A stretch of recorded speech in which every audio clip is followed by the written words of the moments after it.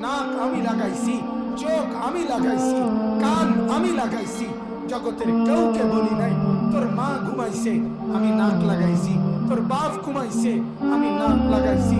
9 মাস পরে আমি একদিন তোর মায়ের রেহেম থেকে, তোর মায়ের পেট থেকে এমন সুন্দর ফুটফুটে আদরের সন্তান বের করে দিয়েছি।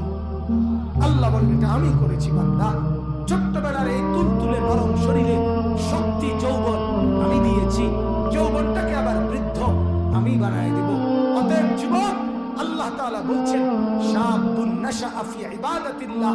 নবীজির জবানে আল্লাহর নবী বলেন যেই যুবক যৌবনকালে নামাজ পড়বে, রোজা রাখবে, হালাল পথে চলবে, গুনাহ করবে না, মদ, ফেন্সিডিল, জুয়া, নেশা, চুরি, ডাকাতি, জিনা, ব্যভিচার, উলঙ্গ ছবি, নাচ গান এর পথে যাবে না, তো নামাজের সেজদা দিবে, বন্দেগী করবে, তো আল্লাহ তাআলা আরশ আজিম থেকে বলবে যুবক আমি তোকেও আমার আরশের নিচে ছায়া দান করব। তুমি সেজদা করলে মালিক আরশ খুলে দিবে। মহব্বত, এজন্য ইনশাআল্লাহ সব নওজোয়ানের কাছে অনুরোধ, গুনাহ ছেড়ে দাও বাপ, গুনাহ ছেড়ে দাও বাপ।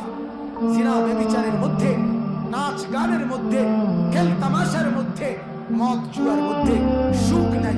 পৃথিবীর কোন নেশাখোর তৃপ্ত হয় না। নেশাখোর আরো নেশা করবার জন্য পাগল হয়ে থাকে। জুয়াখোর তৃপ্ত হয় না। জুয়া খুলতে খেলতে খেলতে খেলতে ফকির হইতে হইতে শেষ পর্যন্ত বউবের চালায়। কথা বলেন না কেন? কোন নারীর ছবি দেখে যে উলঙ্গ ছবি, নাচ গান, সে কোনোদিন তৃপ্ত হয় না।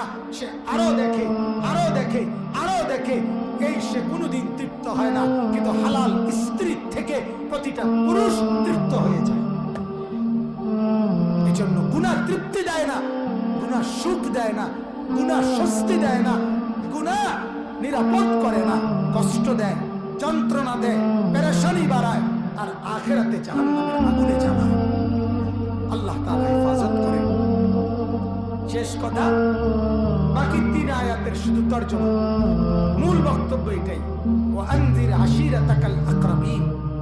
এরপরে আল্লাহ তাআলা বলেন ওয়াখফিদ জানাহাকা লিমান ইত্তাবাআকা মিনাল মুমিনিন।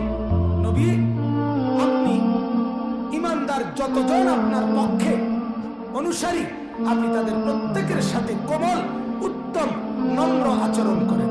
সুবহানাল্লাহ। কাউকে আপনি নিরাশ করবেন না। ঈমানদার হওয়ার পর প্রত্যেককে আপনি নরম, উত্তম আচরণের মাধ্যমে আখিরাত আর পরকালের কথা বলতেই থাকেন, পরকালের ভয় দেখাইতেই থাকেন। ছেড়ে দেওয়ার সুযোগ নেই। আমরা অনেক মুরব্বী আছে, বাবা আছে, কয় হুজুর কইছি পড়ে না নামাজ, তো হেঁটে যেতে নামাজ পড়ে না, তার বিদেশের টাকা মিলান কেন? কথা বলেন না কেন? আপনার ছেলে নামাজ পড়ে না, 16 বছরের ছেলেটা আমনে দিয়ে কিস্তি লইয়া, সুদ লইয়া তারে বিদেশ পাঠান। কথা বলেন না কেন? তাইলে বোঝা গেল আপনি তো সন্তানের ঈমানের ব্যাপারে হাল ছেড়ে দিছেন, কিন্তু পয়সার ব্যাপারে হাল ছাড়েন নাই। কথা বোঝেন নাই কথাটা? আপনি নামাজের ব্যাপারে হাত ছেড়ে দিছেন, যে আর কইতাম না, ওই তো না হেতে, কিন্তু পয়সা কামাইতে পারব, কাজে টেহা লাগাই ব্যবস্থা করতে পারে কিনা এটা চিন্তা করুন।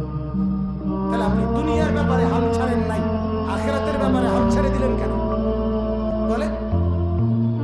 এরপরে আল্লাহ তাআলা বলে না হুজুর, বিশ্বাস করেন, লক্ষবার বলছি, কোটিবার বলছি, কোনোভাবেই ছেলেটাকে পারলাম না, কোনোভাবেই মেয়েটাকে পারলাম না। হতে পারে না, হতে পারে কিনা বলেন?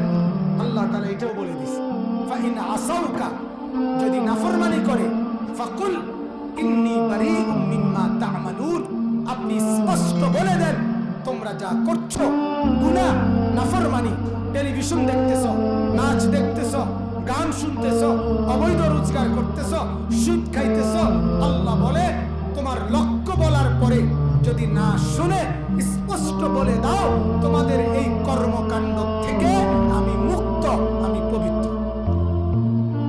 আমি এগুলোর সাথে নাই। এরপরে যদি বলেন, শেষ আয়াত, আল্লাহ তাআলাকে যদি বলেন, যদি ছেলের মুখের উপরে এভাবে বলে ফেলি, ছেলের বউয়ের সামনে এভাবে বলি যে তোমাদের হারামের সাথে আমি নাই, তোমাদের তোমাদের নাজায়েজের সাথে আমি নাই, তোমাদের অবৈধ রোজগারের সাথে আমি নাই। তাইলে কি আর আমি বাদ মিলবো? আমি তো না খাইয়া মরে যাব। আল্লাহ তাআলা সান্ত্বনা দিয়ে বলছে, বান্দা তুমি বলে দাও আমি গুনাহ থেকে পবিত্র, তোমাদের নাফরমানির থেকে পবিত্র। ওয়া তাওয়াক্কাল আলাল আজিজির রহিম, আর কার উপরে ভরসা কইরো না, যিনি সবচেয়ে বড় ক্ষমতাবান এবং দয়ালু, সেই আল্লাহর উপরে ভরসা করো। কার উপরে? কার উপরে বলেন?